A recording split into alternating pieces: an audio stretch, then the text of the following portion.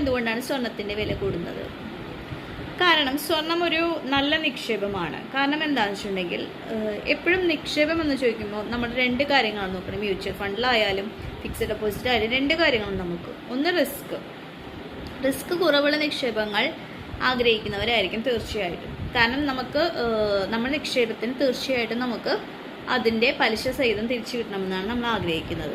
അതേസമയം രണ്ടാമത്തെ കാര്യം എന്ന് പറയുന്നത് നമ്മുടെ റിട്ടേൺ, അതിനുള്ള പലിശ. നമുക്കൊരിക്കലും പലിശ വളരെ കുറയാൻ പാടില്ല. കാരണം നമ്മൾ നിക്ഷേപിച്ചു, അതിനേക്കാളും കുറച്ചധികം പൈസ കൂടുതൽ തിരിച്ചു കിട്ടണമെന്നാണ് നമ്മൾ ആഗ്രഹിക്കുന്നത്. അപ്പോൾ ഈ രണ്ട് കാര്യങ്ങൾ നമ്മൾ ആലോചിച്ചിട്ടാണ് എപ്പോഴും നിക്ഷേപം. അപ്പോൾ തീർച്ചയായും റിസ്ക് കൂടുതലുള്ള, അതായത് പൈസ തിരിച്ചു കിട്ടാൻ സാധ്യതയില്ലാത്തൊരു നിക്ഷേപത്തിലേക്ക് ആർക്കും പോകാൻ താല്പര്യമില്ല.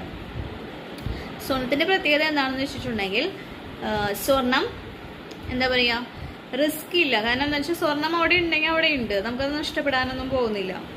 പിന്നെ അതിൻ്റെ വില